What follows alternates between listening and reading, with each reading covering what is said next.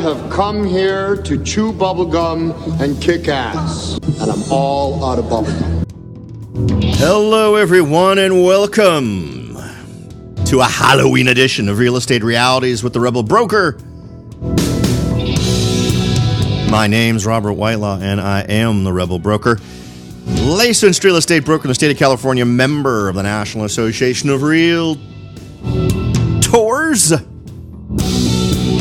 But please, don't hold that against me. I hope you all have some great plans for today. Halloween's always fun. If you've got kids, you've got a great excuse to dress up and go out and trick-or-treat and hang out. If you don't have an excuse, you're just going to look weird. But that's all right. It's a fun outing. It's turned into a very grown-up thing. You know, I mean, when I was a kid, it was just the kids. You know, adults didn't do anything. Maybe a little something in someone's house, but anyway, don't know where I'm going with that. Apologies. But that's because we are here. We are at Halloween. I did a special Halloween show literally years ago that I've tended to replay every Halloween, where I just tell some of my personal horror stories, ranging from finding, you know, dead animals in vacant homes to stumbling on real estate agents engaged in very interpersonal relations in a home that was listed for sale, and even a genuine ghost story. I've got an actual genuine ghost story. But I'm going to suggest you go ahead. I didn't feel like replaying it again. I've actually had a couple of listeners who have apparently been listening so long, they remember all of that stuff. And I'm like, dang, you know, I can't sneak it by. It would probably sound very weird at this point anyway. But I had a really cool intro where I kind of Halloweened it up. And feel free to go search for it on the site. I'm pretty sure it's up there from either last year or the year before. This year, we're not going to go sexy Halloween. We're not going to do the sexy maid outfit or the sexy caveman outfit or the sexy cave woman outfit. Everything has to be sexy something. The sexy orthodontist costume, the sexy cowboy. No, none of it. We're just going to go with boring old real estate numbers. And the first thing we're going to talk about is going to be what is possibly an interesting shift in the tendencies of certain segments of the real estate market that I think spell opportunity for an awful lot of folks out there. So we'll chat about that a little bit. Before we do, I am homing in more and more on the ways I'm going to make it a value proposition for you to be a member of the Rebel Underground. So here's the promise for the Rebel Underground.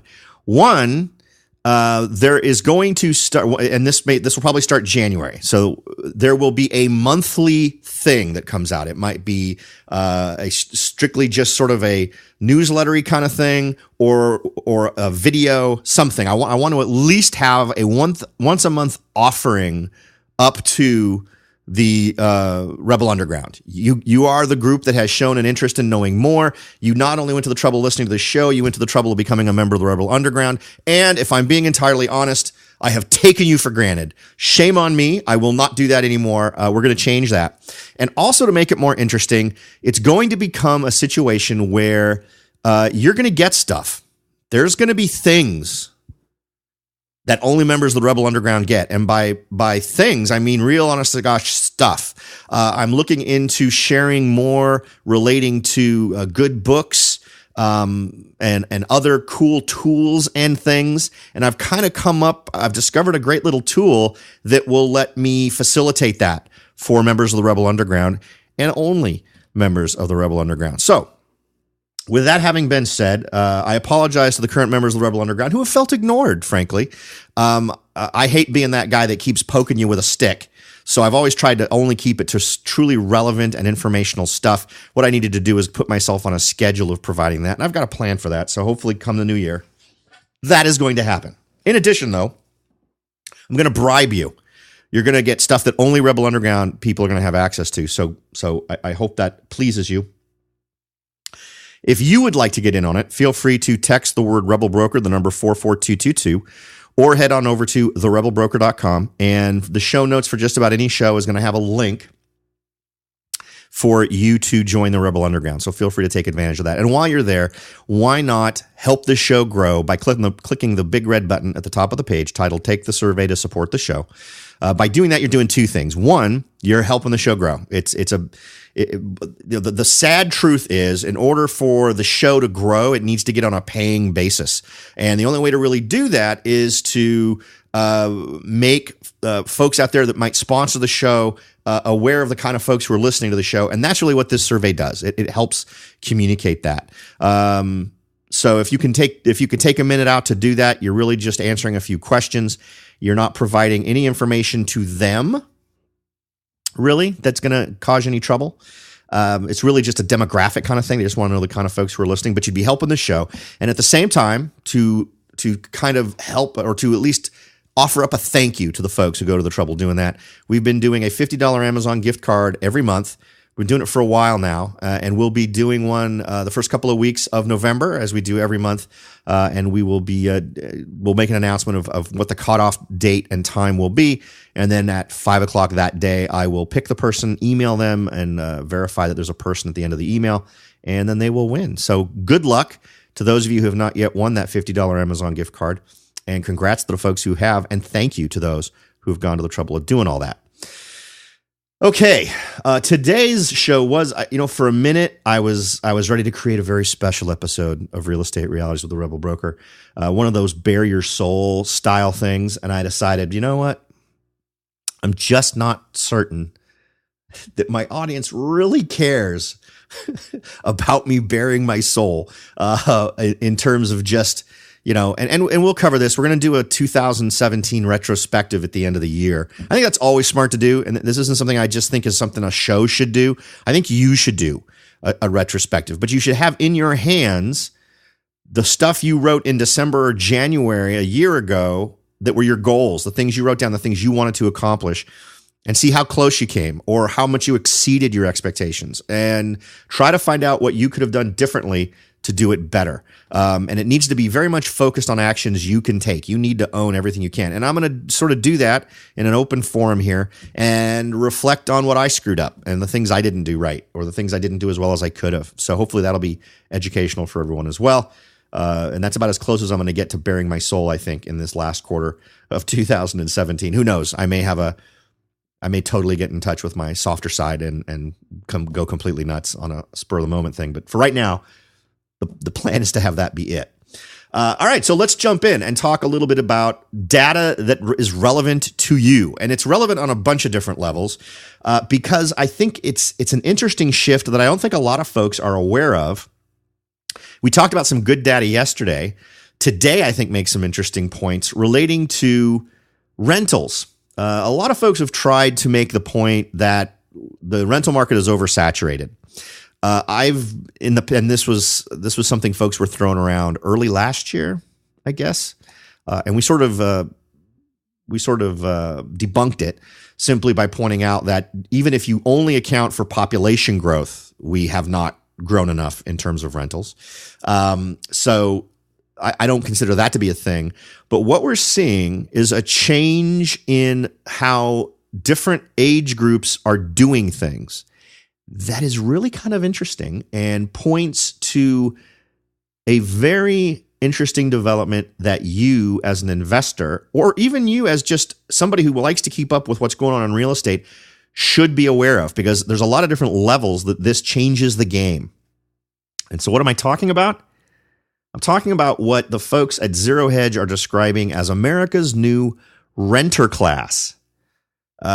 We typically associate rentals, folks renting the home they live in, with younger folks, right? According to this article, quote, there was a time in American history when apartment living, particularly in the suburbs, was reserved for 20-something-year-olds who were happy to look beyond the cramped spaces and odorous carpets of multifamily housing units in their quest for cheap housing and freedom from the parental units. Now, there's the article that this is kind of riffing off of is from the Rent Cafe blog. So I'll include a link to both of these articles. One is a little bit more concise. If you sort of want a good breakdown of it, go to the Zero Hedge article. If you want to see the article itself, head on over to Rent Cafe blog. I'll tell you, I love the websites I discover through some of these other sites that I check out, and then I just immediately add them to my list of folks that I follow or sites that I follow. And I think this is absolutely one of them. They throw around some interesting numbers. The biggest game changers in renting, according to the folks at Rent a Cafe blog, are older, highly educated renters. And there's 2.5 million of them. So the renter profile is changing. So for those of us who have gone out there and said, you know what, my years of experience working with rental markets tells me I should be making this to appeal to this particular market. If you're someone who is tended to appeal to to retired folks, either in how you flip or in how you develop your investment strategies, you need to keep in mind that there's a big shift in how that group is doing things. Now, the U.S. Census data has evolved since 2009. National stats revealed that between 2009 and 2015, the biggest changes in the renting population came from folks aged 55 or over, which was up 28% compared to only a 3% increase in renters 34 or younger. So big bullet point number one is huge increase in the number of folks 55 or over that are looking to rent. Now, they're implying that this is a apartment style thing. We'll have to see if that's true, but it sure does indicate a interesting shift that if you were to decide you're going to do a multi-unit investment, and you have up until now really been focusing on the mainstream, which would be the younger folks, you may find yourself in a position where by adding some 55 and over friendly features, you may be attracting a segment of the renting population that, for my money, would be exceptionally attractive to court. I've worked with folks before who almost exclusively have rental properties or rental investments that are in communities that tend to cater to seniors, and it's a great, reliable, consistent tenant relationship where people tend to take very good care of the units, and that's a landlord's dream, right? By education, and this is another interesting point, the highest increases were in renters holding a bachelor degree or higher, up 23%, and by family type, in families with no minor children, up by 21%. And so the common thread, empty nest baby boomers. Whether this is being driven by lifestyle changes or consequences from the housing change or an inability to find affordable homes to downsize to. And remember, this is something we've talked about here before. If folks start creating avenues for seniors and baby boomers to have a place to go that deals with their fears about not having some place to go if they can sell their property, we would start to see an increased number of properties going on the market. Something like this, an increased appeal of this, I think could absolutely feed that so that we would get folks who are in that 4-bedroom house whose kids have moved out, potentially instead of thinking now I need to buy a smaller home, may end up moving into renting. And clearly a substantial percentage of those folks have already made that call. They've already decided this is what we want to do. All right, so when we look at this, we see that senior renters not only account for the largest percentage increases, but also the largest net increases compared to other age groups. About 2.5 million senior households joined the renter group nationwide between 2009 and 2015. And from everything I've read, since 2015, over the last 2 years, that has only accelerated. That has only increased. They've got their numbers going up to 2015. I would argue that we're probably seeing quite a bit more of that. I bet this trend has grown a lot since 2015. The number of renter households aged 35 to 54 added 1.95 million, and those younger than 34 increased only by 0.5 million. So they represented the single biggest increase in renter households. That is not a segment of the market that you want to ignore as an investor. Let's see. American suburbs win over more new renters than cities. Older renters by 39% in the suburbs and by 21% in cities. Highly educated renters by 26% in the suburbs and by 20% in the cities. Renting families with no children by 33% in suburbs and 16% in cities. So two things to blend into your current strategies. One, rentals that appeal to that group. Two, suburban solutions rather than urban solutions is where these seems to have the biggest bang for the buck. Now, we're going to talk about this a little bit more, but for right now, we're going to take a quick break and be right back. So don't go away. I think these are numbers that not only represent an opportunity, but could also represent a challenge for another group, which we'll talk about right after this. Are you ready to jump in and start your search for your first investment property? Maybe you've decided that it's time to own your own home, or maybe you're ready to sell your home and move on to something new. No matter what your goal is, the Rebel Broker can help. That's right, aside from hosting this show, I am also the owner-broker of Whitelaw & Sons Real Estate Services right here in Silicon Valley. With over 25 years experience serving Silicon Valley, Morgan Hill, San Martin, and Gilroy, I or one of my great agents can help you achieve your goals in real estate. So if you're ready to look into taking that next step towards achieving your real estate goals, point your browser at www.soldbyrobert.com. That's www.soldbyrobert.com and get in touch. Let me show you how I will earn your business and your respect. Again, that's www.soldbyrobert.com, or you can call me at 408-852-0525. California Bureau of Real Estate ID 00984-909. Welcome back, everyone. We are talking about an interesting shift in the profile of renters. Normally, you didn't really need to think a whole lot about catering to folks over 40-something once they purchased a home. Typically, those folks stayed in a home they purchased. In fact, there was even a great little submarket of folks who specifically would do fix and flips aiming toward those folks at that point in their life where they had an empty nest and they were looking to downsize. We've talked about that. 3-4 years ago, we were talking about great markets to appeal to and having features that are senior friendly in terms of nice little features that tend to catch the eye of folks in that group that might need a little bit more. Those big metal bars and showers for folks to grab onto when they're getting in and getting out. Those types of things. Mobility-friendly homes where using either a walker or some other assisted type situation is easier to manage. Those types of things. And now what we're seeing is that the shift is moving away from folks buying properties when they reach this point, or at least a substantial number of them have moved away from that kind of a market decision and are now moving into a rental unit. A hefty 39% more renters over 55 years old live in the suburbs compared to 2009, and 21% more in the cities. So the strategy that we're talking about here, the shift in the demographics, is happening both in the suburbs and in the cities. It's just more pronounced in the suburbs.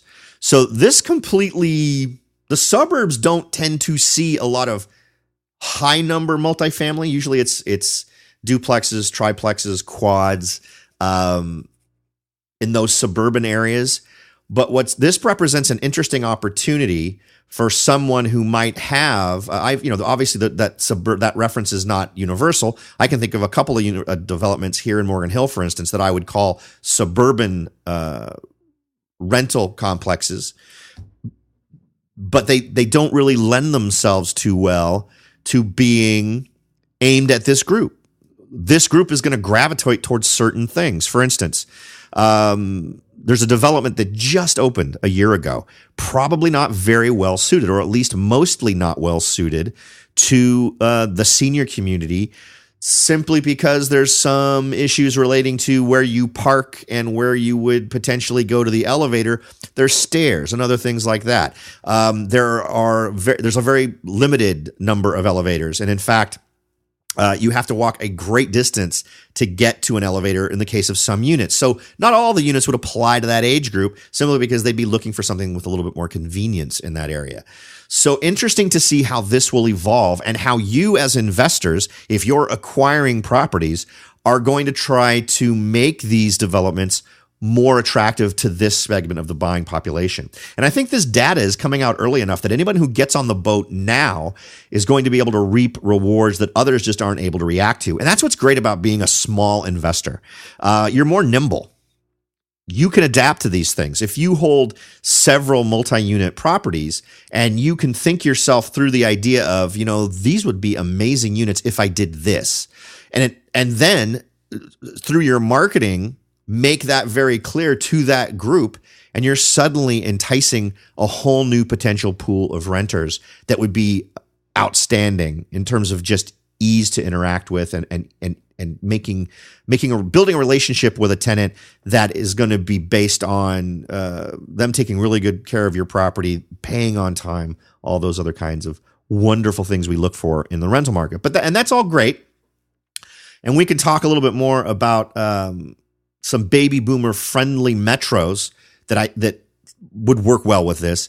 But here's the flip side of this equation.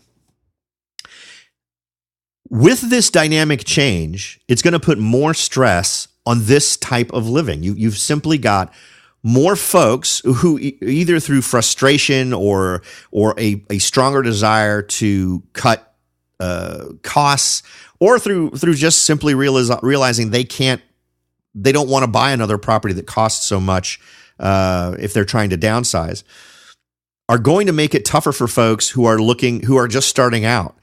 Now, for you investors out there, the ones who own these units that are going to be rented, that's great news, right? Any increase in the number of people who will be interested in the product you're offering is a good thing. It means lower vacancy rates, and it means potentially higher rents.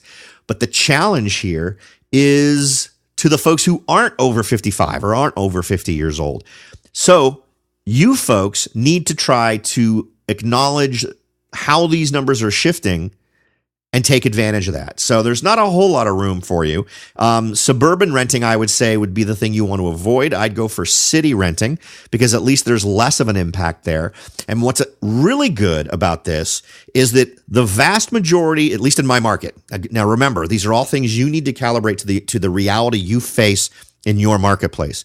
The apartment complexes I'm seeing built are absolutely more urban focused. But you know what? Where I live, the urban area, the city, quote unquote, is very sprawling, right? There's downtown San Jose, there's downtown Mountain View, there's downtown Los Gatos, there's downtown Saratoga. And a lot of these areas blend into one another where you end up with really sort of just one big honking city. And these homes would not be in neighborhoods or areas that I would refer to as suburban. So keep your, and since those have been developed there, the odds are you're going to have a better chance of finding something there than in a suburban example, because that's where these folks are being drawn to. So as a person who may be looking to rent, that's probably where you're going to be better off searching. And I'd actually move sooner rather than later because I think this trend is just going to increase. All right. According to the article that we've got here from Rent Cafe, renter age groups in the top 20 largest metros. And these will be areas where this phenomenon is going to impact the most. So let's think about this for a second. If this is a segment you like, if you want to court folks in this demographic, well, clearly the goal would be to go to places where you're going to get the most of them. And in terms of the percentage change, and how many folks are in that boat, you're going to want to be drawn to areas with the higher population of these folks, right? Now, in terms of percentage change, we're talking areas like Riverside, Tampa, Florida, Phoenix, Arizona, Dallas, Texas, Seattle is on the list too, Atlanta, Georgia, Washington, Denver, Minneapolis, all areas that you might notice have crossover with other strong investment marketplaces. And Phoenix, of course, would be on this list. There's a very large retirement community there. And in terms, if you look at just net change overall of folks that are 55, big jumps in areas like Los Angeles, New York, Dallas, Chicago, but marketplaces where it may not be easy to play the game and make this happen as much as you'd like to. Now, suburbs and cities see a surge in highly educated renters. Those holding a bachelor degree or higher account for the largest share of new renters added between 2009 and 2015 in both suburban and urban areas. So I think, and that just, I think, makes natural sense.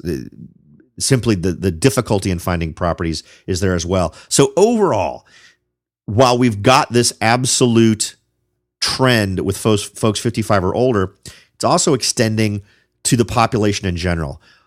What's the net result of all of this? What does all this point to? Well, no matter what angle you look at it, upward pressure on demand for rentals, and perhaps even more than a lot of people are expecting, because that demographic of 55 and older folks are not doing what they normally do. For whatever reason, we can have a nice little philosophical decision about why they're doing it. I think there's a variety of reasonable things we can throw out there that would explain it. But the bottom line is they're doing it, and they're doing it in increasing numbers. And that could spell opportunity for you in terms of being right on the cutting edge of offering what that demographic wants in the areas that they want it most. Now, if you are in an area where there tends to be a higher 55 and over community or a higher number of folks in that demographic, great. This is likely something that's going to impact you. You should start thinking about appealing to that segment.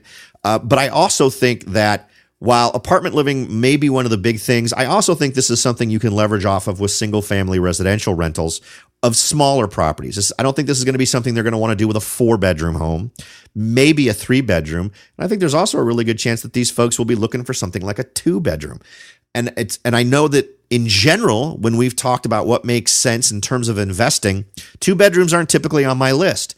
Well, and that's because in my marketplace, 2 bedrooms don't typically make a whole lot of sense. You typically get a really big drop in desirability in 2-bedroom homes in most of the areas that I serve. However, if I was serving a mostly retirement style community or folks that are baby boomers, 2 bedrooms actually do well in those marketplaces. I know tons of folks who that's what they're looking for, or at least back when I really served that community when I was doing things over in the Santa Cruz area, that was really a mainstay of what they were looking for. And they were looking for them in very specific areas. So it was also very much a local market focused phenomenon.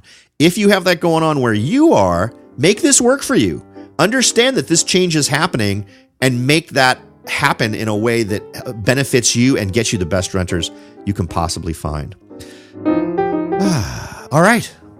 I hope that's been valuable for you, folks. It should absolutely turn your gaze towards perhaps some things you hadn't thought about before, particularly if you're in areas where baby boomers are attracted. So take a look at the data. Go ahead and check out the 2 articles that'll be linked in the show notes for today's show, and see if they resonate with you, if it sounds like something that you could add to your arsenal of real estate investing. As always, the goal is to leave you with more value in terms of information shared than the time you spent listening. Hope we've accomplished that today. Thanks again for listening. Happy Halloween. Enjoy your candy, and I'll talk to y'all next time.